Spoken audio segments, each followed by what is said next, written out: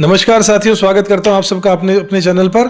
मैं हूं आपका ज्योतिष रत्न भुवनेश और लेकर आ गया हूं आपके लिए माघ महात्म्य कथा श्रृंखला के अगले वीडियो यानी अगली कथा में। पिछले अध्याय में दत्तात्रेय भगवान ने राजा सहस्त्रार्जुन से कहा कि जो माघ मास में स्नान नहीं करता उसका जीवन तो व्यर्थ ही है। उन्होंने यह भी बताया कि यह मास विष्णु की कृपा, पापों के नाश करने के लिए और स्वर्ग की प्राप्ति का मार्ग दिखाता है। फिर उन्होंने एक प्राचीन कथा भी सुनाई, भृगुवंश की ब्राह्मणी ऋषिका की कहानी, जो रेवा नदी के किनारे 60 वर्षों तक माघ स्नान और तप करती रही और उस तप के प्रभाव से वो तिलोत्तमा अप्सरा के रूप में भी जन्मी, जिसके सौंदर्य से ब्रह्मा भी चकित रह गए। जब सुंड और उपसुंड उसके रूप पर मोहित हुए तो आपस में युद्ध करके नष्ट भी हो गए। इस तरह माघ स्नान के पुण्य से तिलोत्तमा ने देव कार्य सिद्ध किया और सूर्य रथ पर स्थान पाया। साथियों, इसी कड़ी में आगे की कथा शुरू करते हैं। चैनल को अगर अब तक आपने सब्सक्राइब तो जरूर कर लीजिएगा, बेल आइकन भी प्रेस कर दीजिएगा, क्योंकि हम लेकर आते हैं लगभग रोज आपके लिए इसी तरीके के जानकारी भरे भारतीय कल्चर के आध्यात्मिक पहलुओं से भरे हुए वीडियोस। चलिए साथियों, शुरुआत करते हैं माघ महात्म्य मास के 6ठे अध्याय की। पूर्व समय में सतयुग के उत्तम निषेध नामक नगर में हेमकुंडल नाम वाला कुबेर के सदृश धनी वैश्य रहता था, जो कुलीन अच्छे काम करने वाला, देवता अग्नि और ब्राह्मण की पूजा करने वाला था। खेती का काम करता था।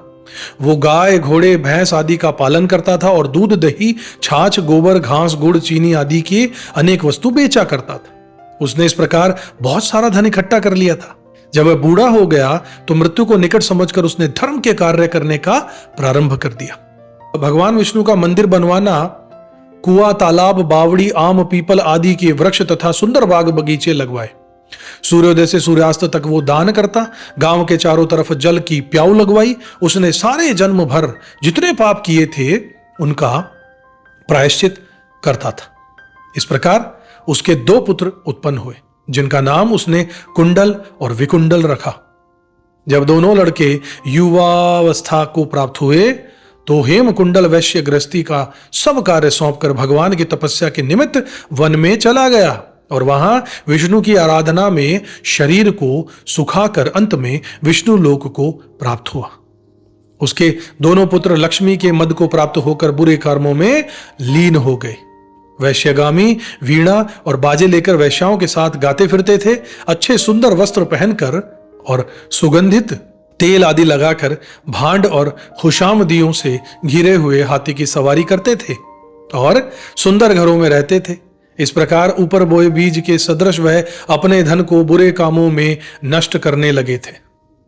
कभी किसी सत्पात्र को दान आदि नहीं करते थे, न ही कभी हवन, देवता या ब्रह्मा जी की सेवा तथा भगवान विष्णु का पूजन ही नहीं करते थे। इस प्रकार थोड़े ही दिनों में उनका सब कुछ द्रव्य नष्ट हो गया और वो दरिद्रता को प्राप्त होकर अत्यंत दुखी हो गए।